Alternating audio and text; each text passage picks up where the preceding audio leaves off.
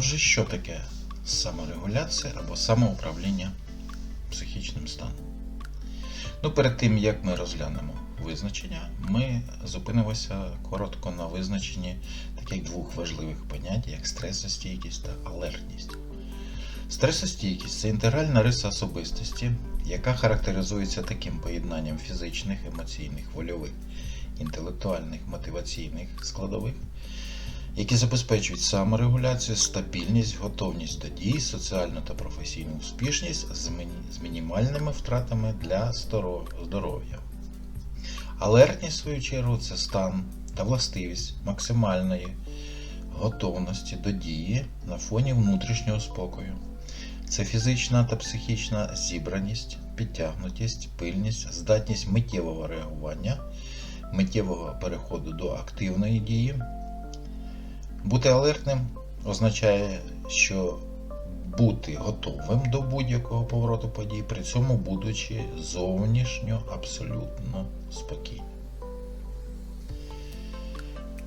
І відповідно і стресостійкість, і алертність – це риси особистості, які передбачають навички саморегуляції, або управління станом, або стрес-менеджменту, що є синонімом.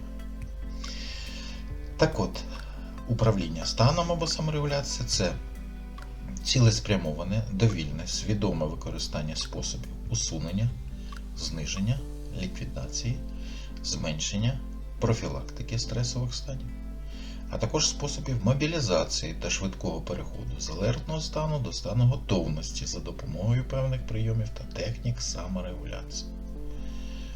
Відповідно, керувати станом можна до виникнення самої події. На випадок, якщо вона трапиться, то у вас буде певний арсенал, інструментарій індивідуально підібраних способів, за допомогою яких ви зможете керувати власним станом. Безпосередньо під час гострого стресу та виконання завдання ви так само можете використовувати певні техніки, які дозволяють зберігати спокій, не дивлячись на інтенсивний або слабкоінтенсивний стрес. Це може бути і розслаблення м'язів обличчя, це може бути обов'язково і дихальні техніки, є певні, на яких ми трошки пізніше зупинимося. Це можуть бути техніки самонавіювання, самонаказів. Так само керувати станом можна після події, використовуючи при цьому відновлювані певні техніки для того, щоб відновитися, для того, щоб повернутися в нормальну боєздатність або працездатність. В психології є такий термін, як резилієнтність, який позначає саме пружність і еластичність, тобто здатність повертатися до вихідного стану, здатність відновлюватися. Іноді він використовується як синонім стійкості.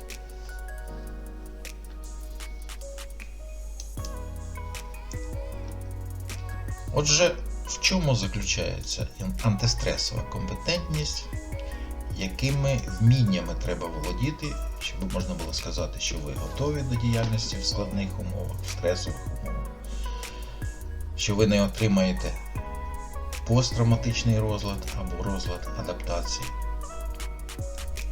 Така система умінь представлена тут на слайді. Це авторська система умінь, і відповідно ми перерахуємо, що сюди входить.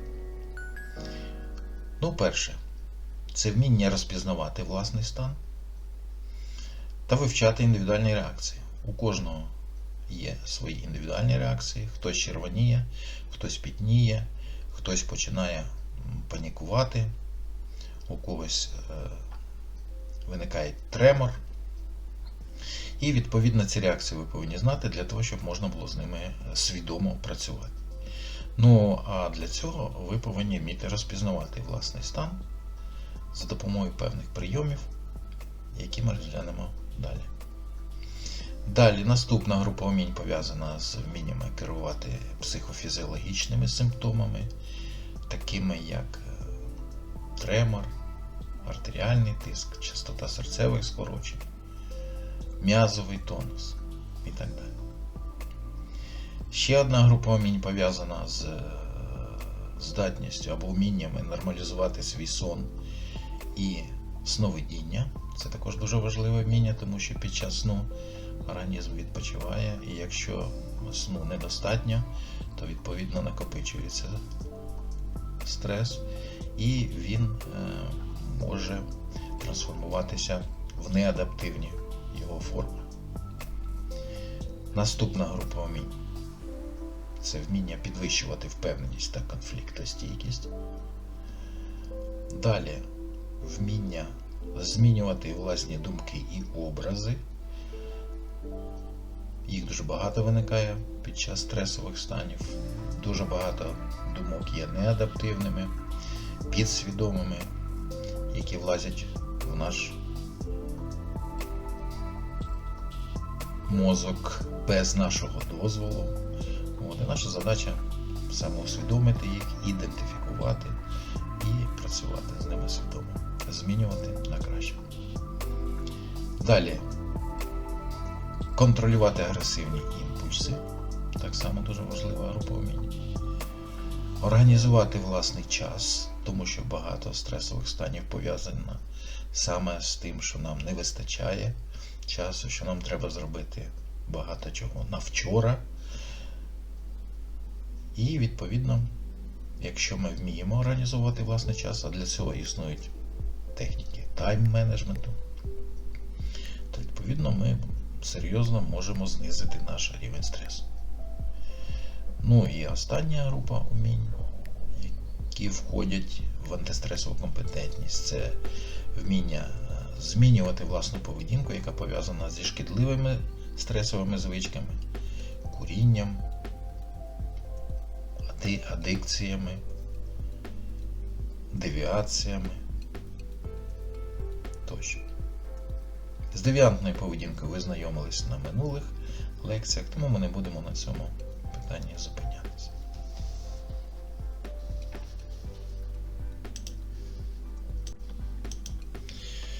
І отже, перше уміння – це уміння розпізнавати власний стрес. Існує декілька технік, прийомів.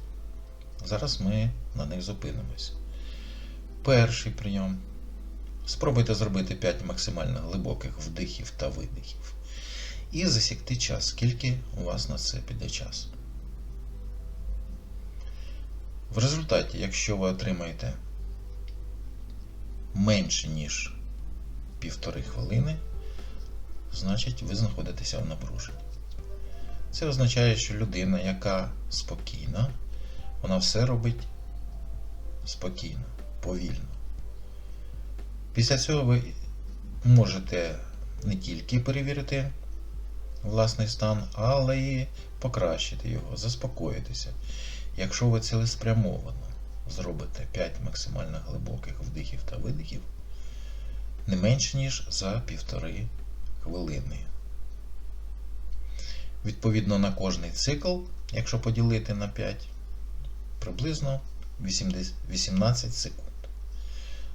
Тобто, вдих 8 секунд, пауза 1-2 секунди, видих 9 секунд, пауза, ну і приблизно десь ви отримаєте 1,5 хвилини на 5 вдихів та видихів. Другий прийом. Спробуйте зробити глибокий вдих та затримати дихання якомога довше. Скільки часу на це піде? Для чоловіків нормою є 40 секунд, для жінок нормою є 30 секунд. Якщо ви зможете утримати дихання на 40 секунд або 30 для жінок, ви знаходитеся в нормальному стані. Далі ще один прийом. Спробуйте закрити очі і подумки визначити, коли пройде 1 хвилина, ну або ж 2, 3, в залежності від наявності у вас вільного часу. Якщо в результаті ви попали точно в те, що ви задумали, тобто хвилина плюс-мінус 5 секунд, припустимо, то ви можете організовувати, ви відчуваєте добре власний час, і ви знаходитеся в нормальному, нестресовому стані. Якщо ж ви вирішили раніше відкрити очі і визначили, що вже пройшла 1 хвилина, то ви можете віднести себе до типу А, тобто цей тип, який постійно поспішає, якому часто не вистачає часу на все. Він все робить в останній момент, і він схильний до деяких серцево-судинних патологій в майбутньому. Якщо ви навпаки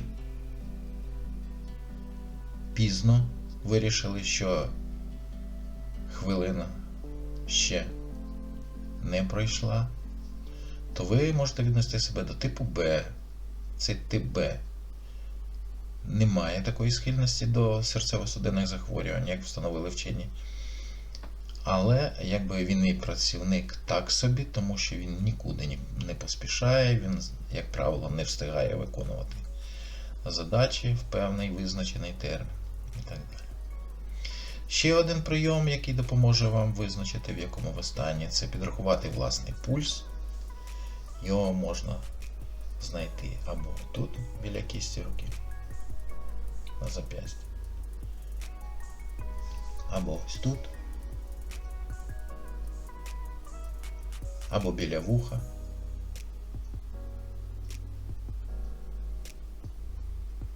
Ви можете підрахувати, скільки у вас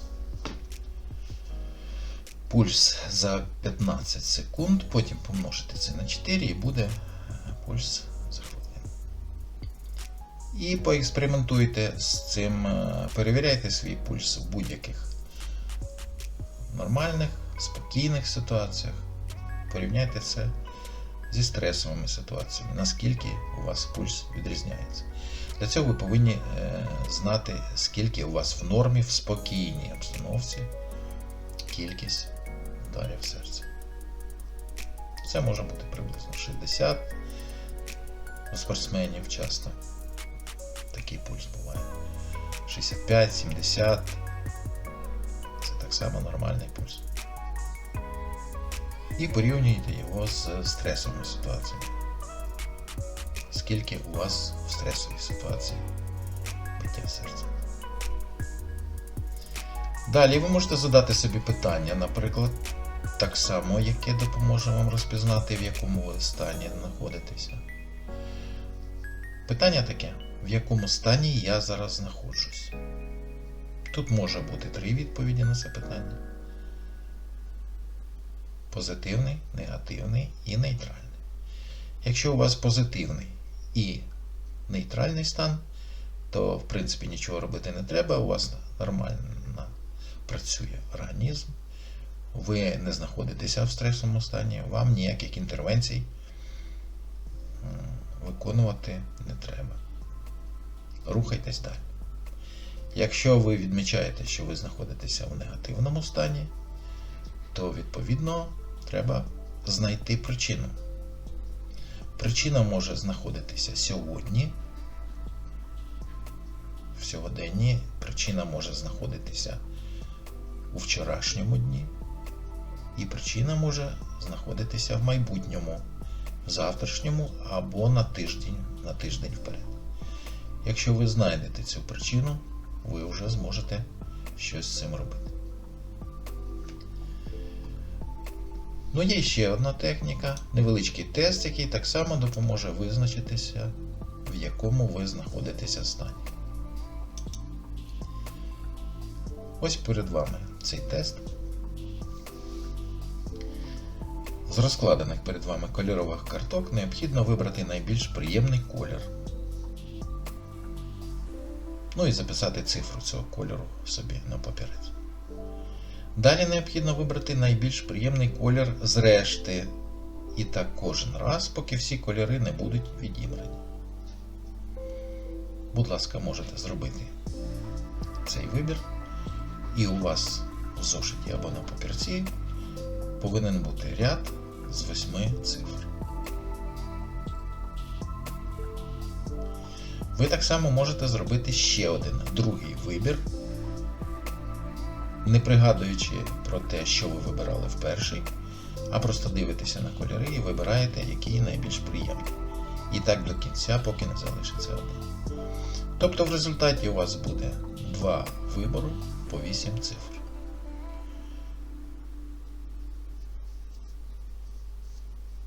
Ви можете зупинити відео, зробити вибір, а потім продовжити. В результаті, як ми можемо оцінити рівень стресу? Інтенсивність стресу вимірюється наступним чином. Наявність основних кольорів, тобто першого, другого, третього або четвертого, на 6-й позиції позначається знаком, одним знаком, на 7-й 2 знаками, на 8-му 3 знаками. Крім цього, наявність кольорів 6, 7 і 0 на 3-й позиції позначається також знаком 1, на 2-й позиції 2 і на 1-й позиції 3. Фіолетовий колір не позначається ні на якій позиції. Тобто, ви зрозуміли, який тут діє принцип.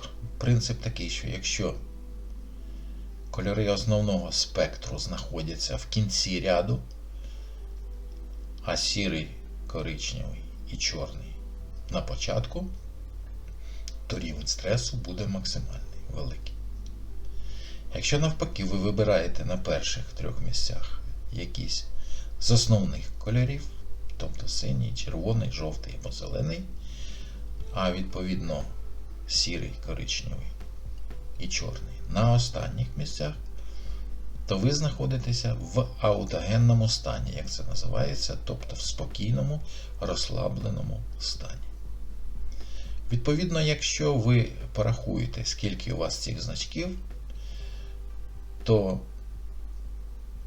можете визначити, що якщо у вас там 0, у вас низький рівень стресу, 12 у вас максимальний рівень стресу. Чим вище бал, тим більше стрес. Відповідно, для чого ми робили 2 вибори, а другий вибір нам може підказати те, що якщо в другому виборі у вас кількість балів більша, то ви маєте тенденцію до збільшення рівня стресу. Якщо менше, то відповідно тенденцію до зниження рівня стресу.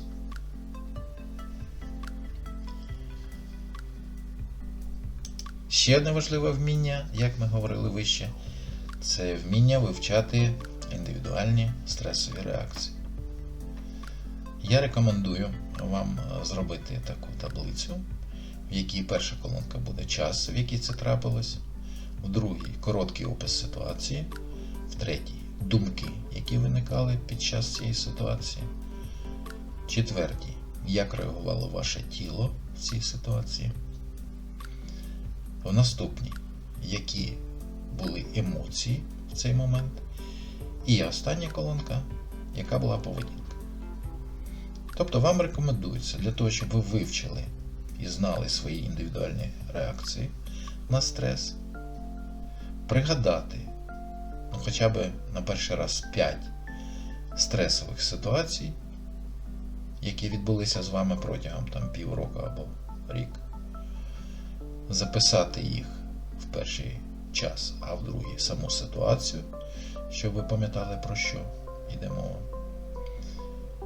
Потім пригадали думки, які у вас виникали на цю ситуацію, як реагувало тіло, які були емоції і поведінка.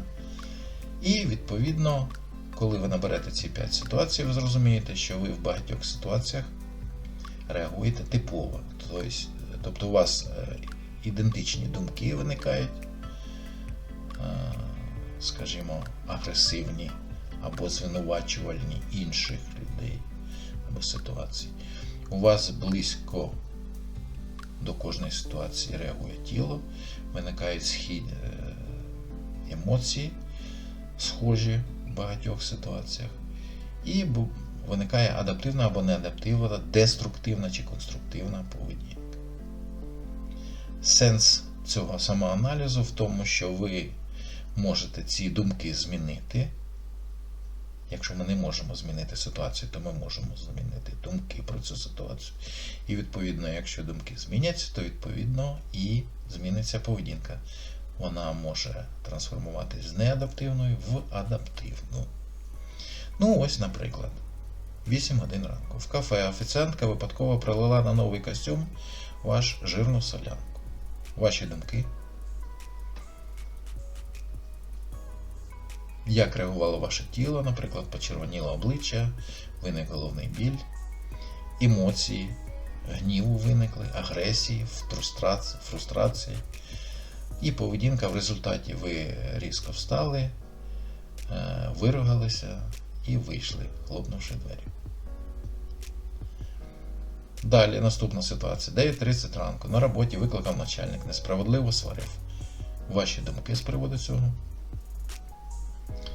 Тіло реагувало червоні плями на обличчі, емоції, апатія, не хочеться, відсутність бажання щось робити, і поведінка виправдовувався, перекладав відповідальність на обставини.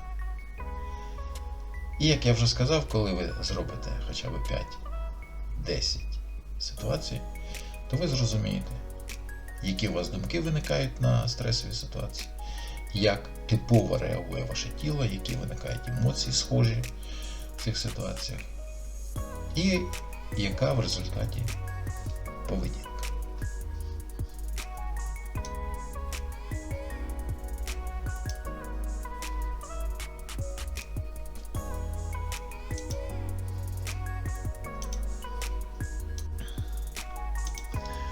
Переходимо до наступної групи умінь. Це група умінь, яка пов'язана з управлінням фізичними та психофізіологічними реакціями.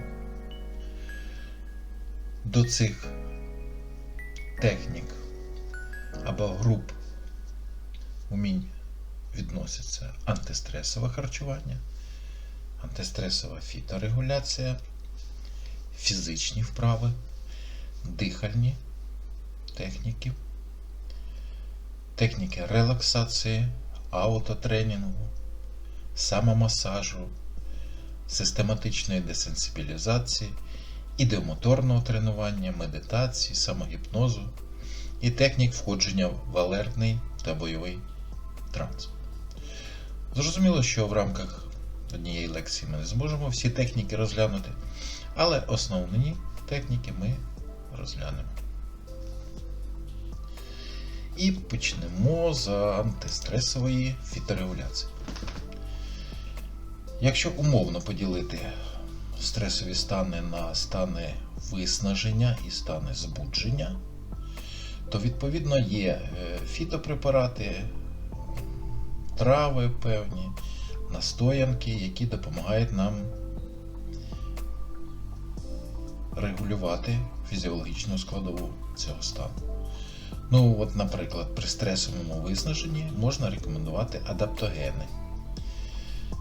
В аптеках дуже багато настоянок адаптогенів. Це і китайський лимонник, і левзея сафлоровідна, радіола рожева, золотий корінь, заманиха, аралія манджурська, елеутерокок. Відомий всім. Слід сказати, що перед тим, як вживати ці адаптогени, вам треба порадитися з лікарем, знати особливості свого організму, чи є у вас підвищений тиск, чи знижений тиск. Перше правило – це порадитися з лікарем, чи можна вам їх приймати. По суті, кожний фітопрепарат має інструкцію, можете уважно почитати, як мінімум, і зробити висновок на основі знань про свій організм, чи доцільно вам це робити, чи краще використати інші способи регуляції стану. При стресовому збудженні рекомендуються такі, як пустирник, спариж, звіробій, материнка, піжма, лобода, чебрець, полинь, конюшина, пирій повзучий, кульбаба, глід, брусниця, кріп городній, барбарис, цикорій, ріпа, щавель, диня, редька, спаржа.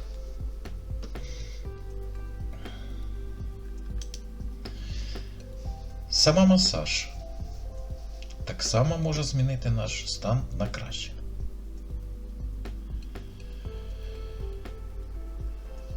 Ви можете зробити цей масаж самому собі. Для цього у вас є дві руки.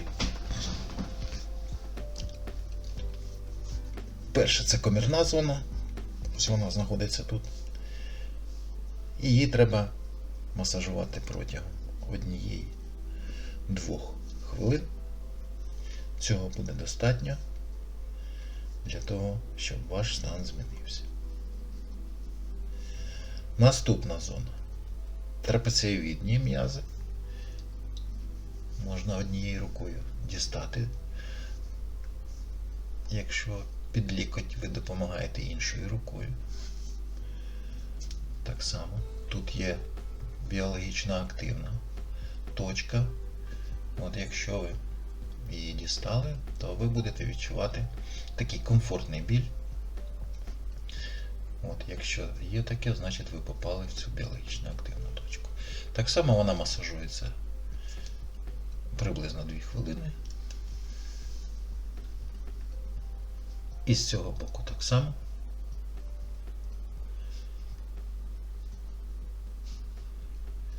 І ви таким чином нормалізуєте власний стан.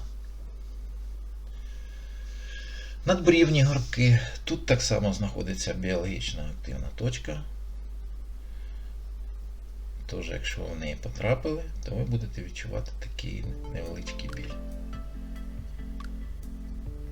Можете масажувати пунктирними рухами, наприклад, протягом 2 хвилин. Або круговими рухами. Або ж просто натискуванням і триманням.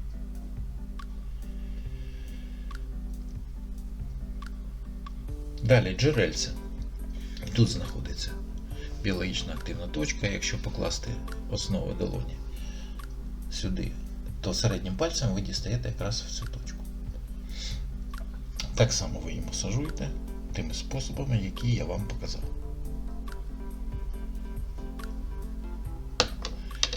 Скроні.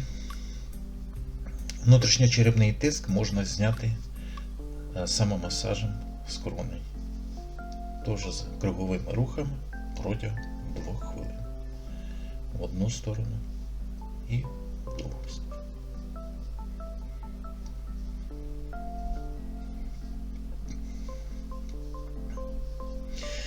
Далі. Ще одна точка знаходиться на середині долоні, отут між цими 2 лініями, на проекції з середнього пальця. От ви можете її знайти, якщо вона знайдеться, то ви відчуєте, що вона трошки така болюча, якщо натиснути на неї.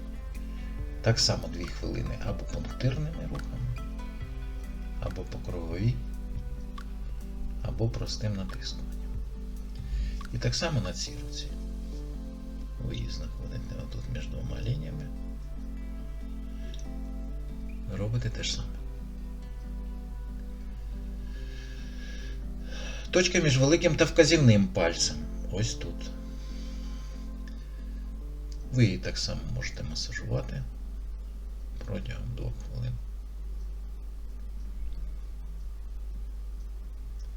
І на правій руці.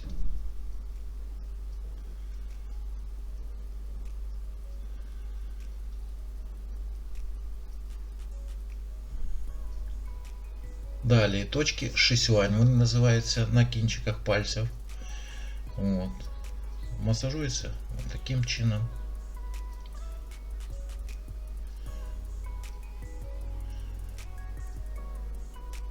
Так само можна натискати на якусь поверхню.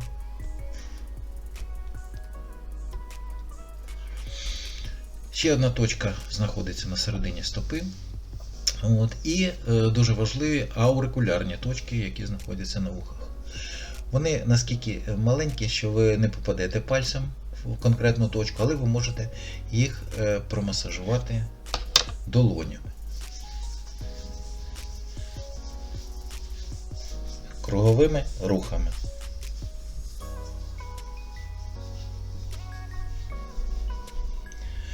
ви відразу відчуєте, як змінюється ваш стан на краще.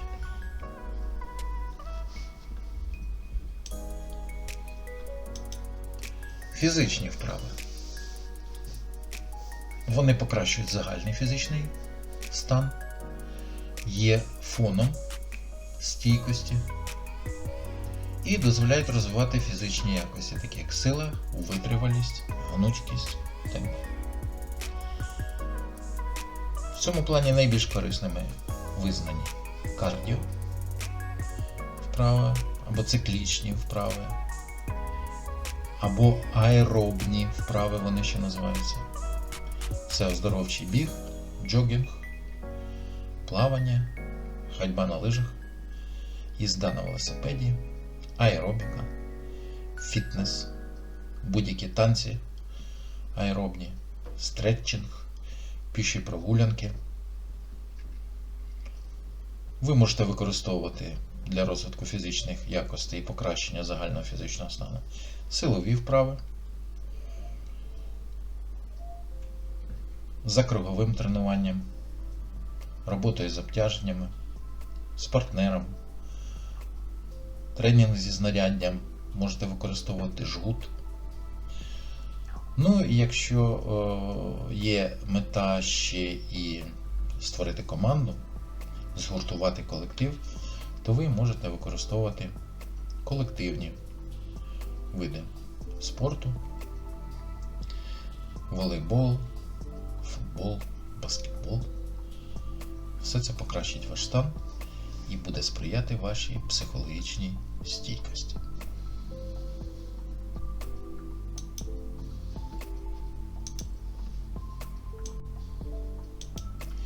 Метод релаксації. Він ще називається прогресивна м'язова релаксація, ПМР. Релаксація від латинської relaxation, relaxatio, зменшення напруги, ослаблення. Це мимовільний чи довільний стан спокійної людини, який є повним або частковим розслабленням її м'язів. Метод релаксації був запропонований і створений Джекобсоном в 1922 році. І він заснований на тому, що пацієнтів вчили свідомо розслабляти м'язи, які напружувалися в стресових ситуаціях. Спочатку пацієнти навчалися розрізняти відчуття, які виникали під час напруги та розслаблення, а далі здійснювався тренінг релаксація окремих груп м'язів чола, очей, ніг, рук, м'язів органів мовлення, дихальних м'язів тощо. Способи, яким навчались пацієнти, надалі застосовувалися в змодельованих екстремальних ситуаціях. Тобто під час конкретних ситуацій вони використовували вже засвоєні способи релаксації. Опанування релаксацією проходить кілька етапів. Перше. Відрегулюйте дихання, сядьте зручно і зробіть декілька плавних і повільних вдихів та видихів. Сконцентруйтеся на власному диханні і стані вашого психічного комфорту. Другий етап називається напруження і розслаблення. Необхідно сформувати відчуття релаксаційного стану на контрасті з відчуттям напруги. Для цього максимально напружуйте окремо кожну м'язову групу на 10-15 секунд. Потім розслабте її тривалістю на 30-40 секунд. І відчуйте стан релаксації. Концентруйте свою увагу тільки на тій групі м'язів, яку ви проробляєте. Зараз напружте м'язи рук. Потім розслабте їх. Так само напружте м'язи ніг, а потім розслабте їх. Напружте м'язи тулуба, а потім розслабте його. Обережно напружте м'язи шиї, потім розслабте. І напружте м'язи обличчя, потім розслабте його. Зрозуміло, що ви можете це зробити тільки якщо зупините відео і попрактикуєтеся, якщо вам буде це необхідно. Кожну вправу напруга розслаблення повторюйте 3-5 разів. М'язи варто напружувати під час затримки дихання після вдиху, а розслаблювати під час видиху. До наступної вправи треба переходити після опанування попередньої. Після того, як ви засвоїте вправу напруження розслаблення, переходьте до опанування цих вправ під час певних дій. Коли ви говорите, наприклад, намагайтесь розслабити якісь групи м'язів. Коли ви читаєте новини, так само розслабляйте певні групи м'язів. Коли ви готуєте їжу, тощо. Треба навчитися розслабляти м'язи, які не беруть участь безпосередньо в цих діях. Якщо ви робите щось руками, розслабляйте м'язи ніг і так далі. Ну і на кінець, навчіться контролювати ті м'язи, які напружуються, коли ви в стресі. Зверніть увагу на ті групи м'язів, коли ви будете в напруженому стані. Саме релаксація цих м'язів дозволяє запобігти негативним наслідкам будь-якого стресового стану.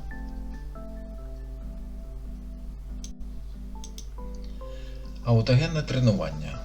Автором методу аутогенного тренування АТ є німецький вчений Іоганн Генріх Шульц. В основу методу були покладені практика застосування гіпнозу та самогіпнозу, а також система йоги. Шульц встановив, що стану аутогенного занурення, в якому відбувається відновлення організму, передують відчуття важкості і тепла у тілі та його частинах, особливо в кінцівках рук та ніг. Відповідно, якщо навчитися цілеспрямовано викликати ці відчуття важкості і тепла, то можна досягти стану покращеного регулювання багатьох функцій і підсистем організму. А отже, основним завданням автотренінгу є формування такого стану за допомогою глибокої релаксації та формул самонавіювання. Стан аутогенного занурення схожий зі станом легкої дрімоти, в якому людина може регулювати фізіологічні підсистеми, фізіологічні функції, які свідомо не керовані в звичайному стані. Аутогенне тренування поділяється на 3 частини: вступну, основну та завершальну. Вступна частина призначена для розслаблення окремих груп м'язів і тіла в цілому, формування відчуття важкості і тепла, уявлення релаксаційних заспокійливих картин. Спробуйте почергово розслабляти певні м'язи і при цьому досягати суб'єктивного відчуття важкості та тепла в них. При цьому можна подумки говорити собі: відчуваю в руках тепло і важкість. Мої ноги стають теплими та важкими. Мені важко ними поворухнути. І таким чином пройдіть всі основні частини тіла. В основній частині необхідно досягти основного завдання аутотренінгу в залежності від того, що потребує людина в конкретній ситуації.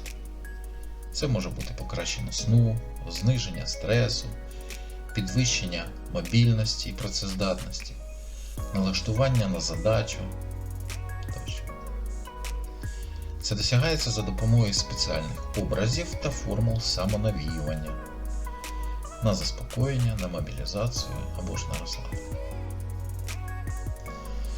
Як правило, використовуються короткі та стверджувальні формули самонавіювання, наприклад, «я спокійний», «я відпочиваю», «я готовий до виконання завдання», «я зцілююсь», «я засинаю», «мій організм працює оптимально», «я не відчуваю болю» тощо.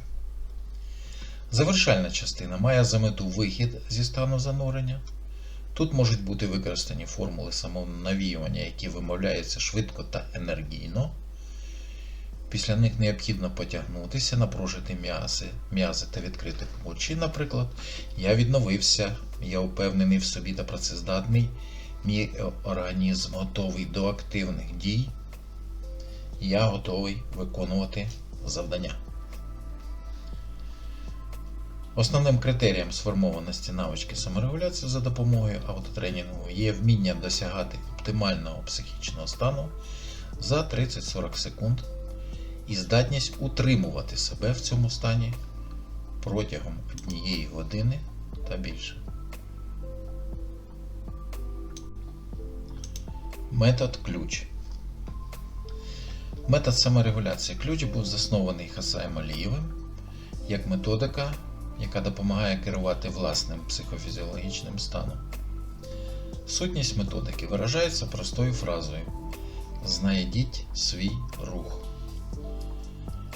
Для зміни власного стану не потребується спеціальних умов та облаштування. Спочатку рекомендовано провести тест на затиснутість. Це здійснюється шляхом апробації 3 базових способів. Вам необхідно знайти той спосіб, який у вас виходить якнайкраще.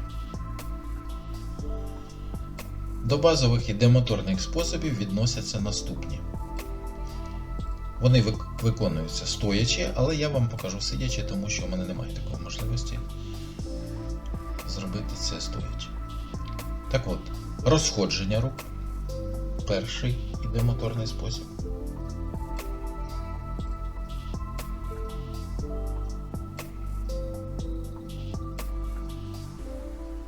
Далі сходження рук.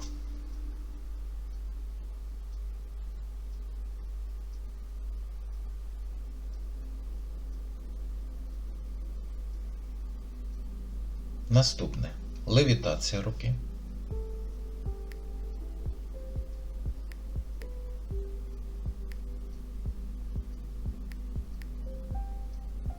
І останнє автоколивання тіла.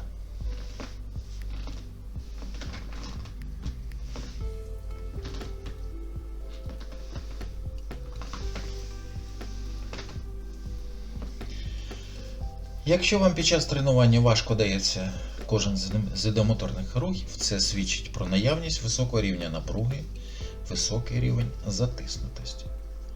Для зниження напруги можна виконати фізичну розминку перед цим, а потім повторити вправи.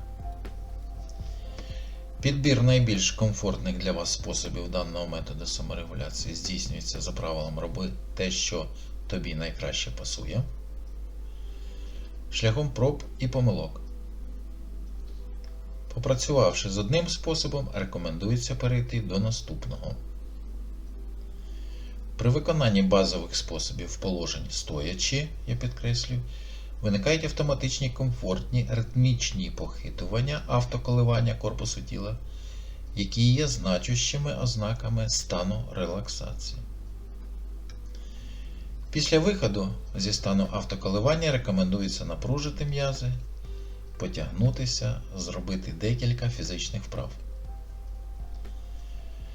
В перші декілька днів тренувань після виконання ідомоторних способів необхідно сісти, просто трохи посидіти.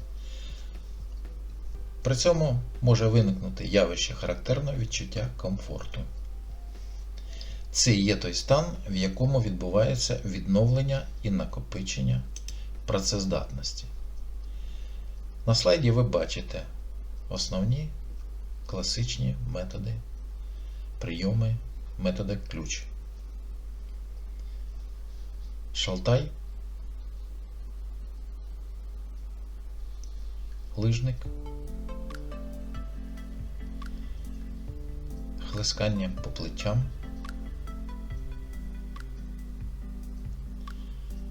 вис вперед-назад, танок координація і стійкі гойдалки або автоколивання тіла.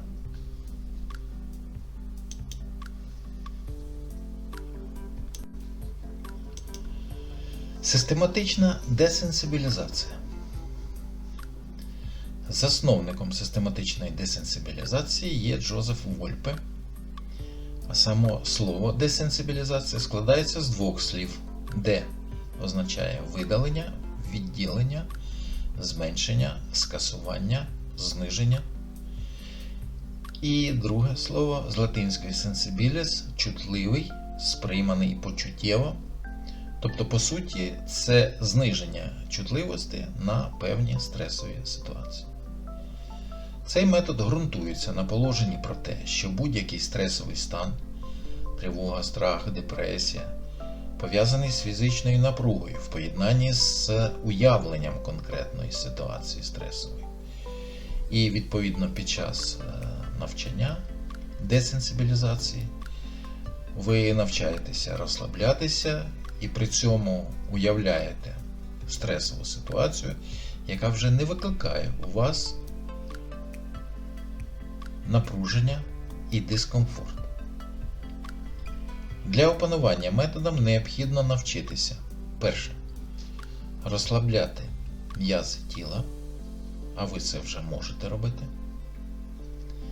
Далі, необхідно скласти список або ієрархію стресових ситуацій, які викликають стресовий стан. Першою у списку позначається ситуація, яка викликає найменший стрес. Наприкінці ситуація з високим рівнем стресу. Між ними розташовується близько 10 ситуацій. І третій етап – необхідно навчитися поєднувати розслаблення з образом стресової ситуації. Саме це і є тренінг десенсибілізації, зниження чутливості. В стані повного м'язового розслаблення спробуйте уявити першу ситуацію та усвідомити свій психічний стан. Пророблення кожної ситуації проводиться до тих пір, поки ви не відчуєте комфортний стан на уявлення стресової ситуації. Тобто ви розслабились, уявили стресову ситуацію і проаналізували, в якому стані ви зараз знаходитеся. Якщо цей стан комфортний, то ця ситуація вважається проробленою і ви можете рухатись далі до наступної ситуації.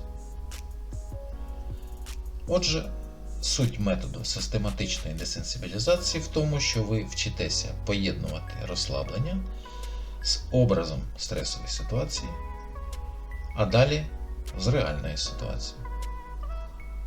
Десенсибілізацію завершують тоді, коли образ інтенсивної стресової ситуації припиняє провокувати сильний стресовий стан.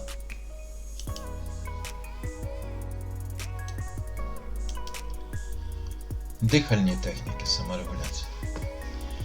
Дихання змінюється в стресовому стані, стає утрудненим і важким.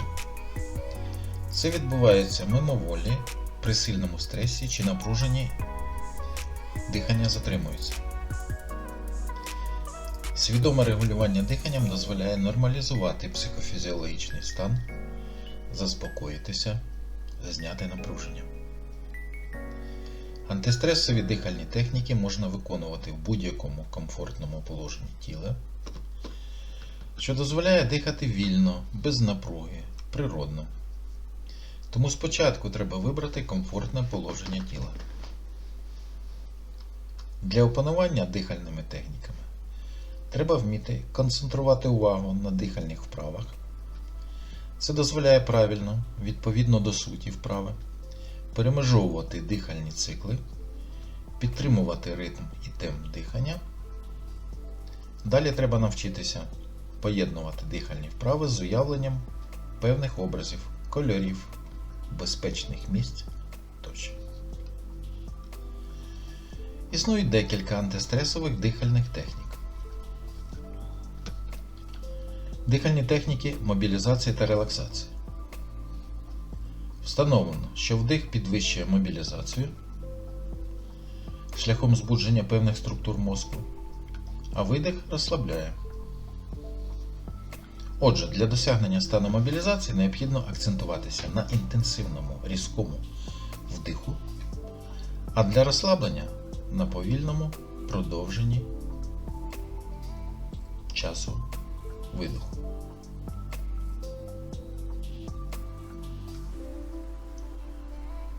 Дихальна техніка квадратне дихання. Її ще називають технікою 4х4. Кожен дихальний акт, вдих, пауза, видих, пауза, триває 4 секунди. Звідси і назва квадратне. Спочатку займіть комфортне положення тіла. Можете заплющити очі. Зробіть вдих. Відрахуйте подумки 4 секунди. Зробіть паузу на 4 секунди. Видихніть протягом 4 секунд. Зробіть паузу 4 секунди. Повторюйте цей дихальний цикл близько 10 разів. Тривалість кожного дихального циклу може бути більшою чи меншою, в залежності від того, наскільки вам це комфортно. Важливо, щоб вдих, видих і паузи між ними були рівні між собою. Виконуйте цю техніку стільки, скільки потрібно для нормалізації вашого психофізіологічного стану. Можете зупинити відео і попрактикуватися. Техніка кольорове дихання. Дозволяє налагодити психофізіологічний стан, розслабитися. Для неї достатньо мінімум часу. Засвоєння техніки проходить поетапно. Спочатку просто трохи подихайте.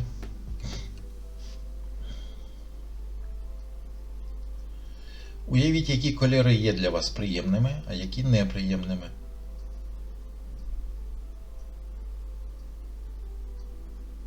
Уявіть, як під час вдиху в легені входить кольорове повітря приємного для вас кольору.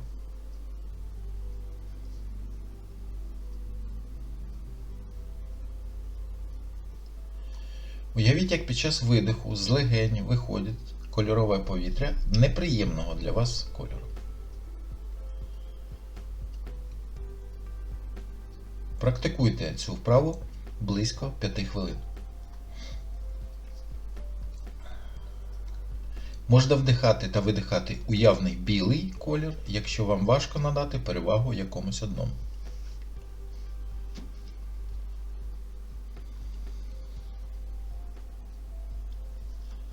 Техніка повільне дихання.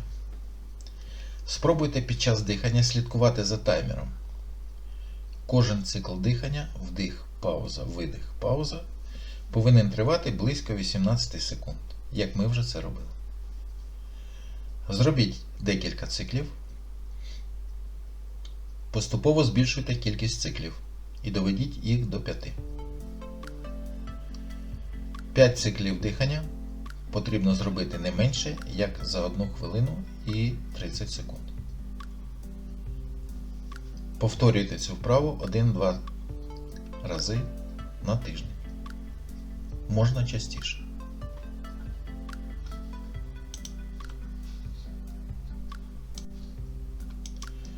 Медитація.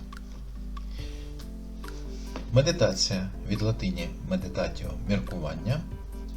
Це прикладна техніка саморегуляції, яка пов'язана з розмірковуванням, концентрацією і зосередженістю уваги на певному явищі. Більшість медитативних технік ґрунтуються на наступному. Концентрація уваги – це базовий елемент будь-якого різновиду медитації. Об'єктом концентрації уваги є будь-яке явище, пов'язане з внутрішніми відчуттями чи зовнішніми предметами.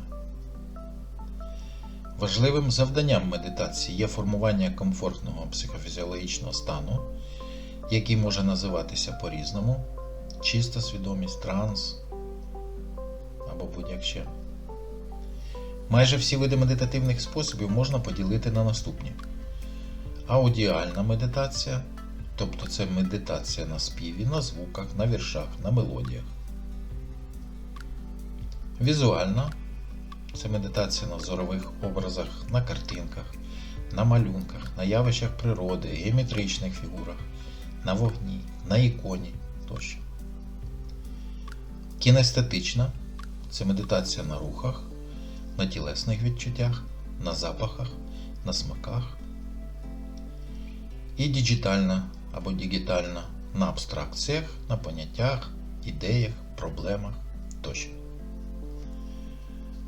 В медитативних антистресових техніках найчастіше використовується концентрація на певних частинах тіла, концентрація на дихальних рухах, концентрація на жестах і позах, концентрація на окремих предметах. Медитація проводиться в позі сидячи зі прямою спиною на стільці і спинкою,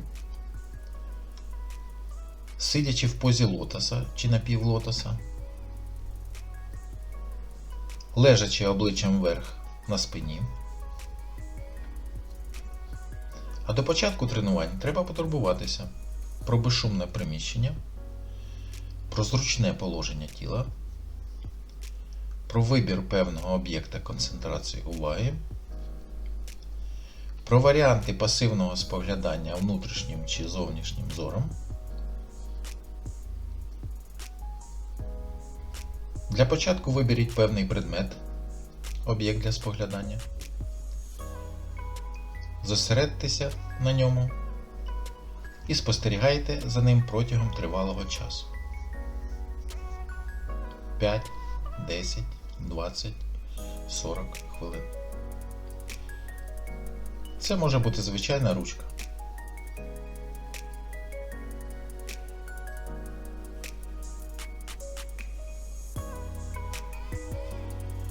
Подумки аналізуйте властивості цього предмета. Відчуття, які у вас виникають під час споглядання за цим предметом.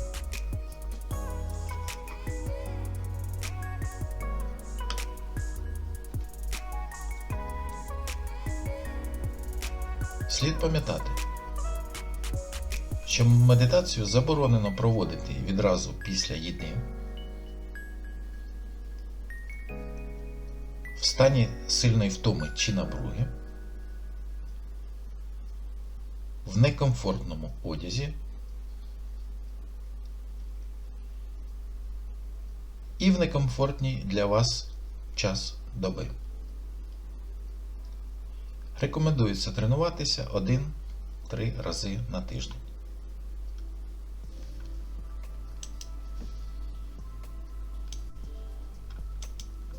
Mindfulness.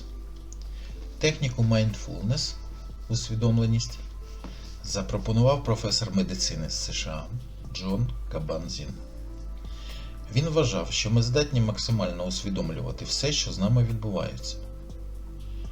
Mindfulness – це усвідомленість і техніки тренування цієї усвідомленості. Суть технік полягає в тому, що людина усвідомлює те, що з нею відбувається цієї миті, тут і зараз.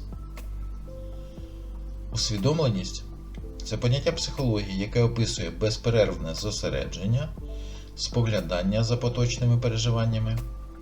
Тобто людина зосереджується на теперішньому моменті, що є, по суті, основним фокусом її уваги.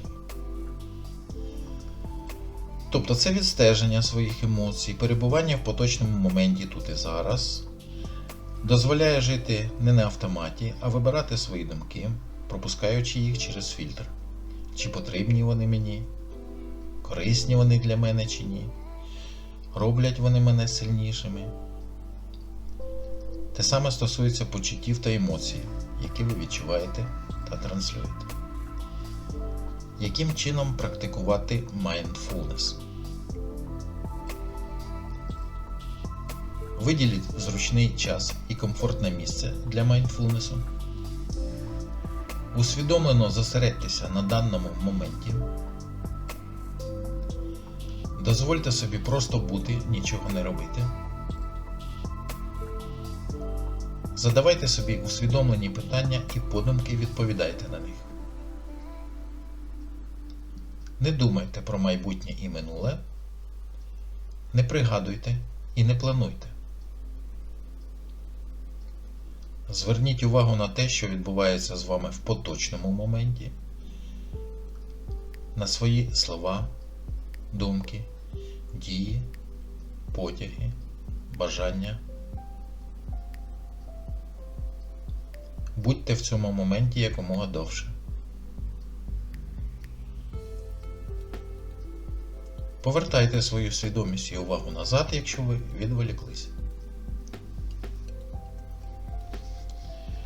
Mindfulness – це важливий спосіб підтримати баланс емоційних станів, які виникають в складних ситуаціях. Доведено науковцями, що mindfulness зменшує інтенсивність стресу, занепокоєння, депресії, зменшує фізичну напругу, позбавляє нав'язливих думок, полегшує симптоми посттравматичного стресу та фізичного болю. Mindfulness покращує концентрацію уваги, пам'ять, мисленнєву гнучкість, сприяє задоволеності спілкуванням і стосунками і допомагає підвищити рівень щастя та рівень самоконтролю і саморегуляції власних станів. На сьогодні все. Дякую за увагу. На все добре.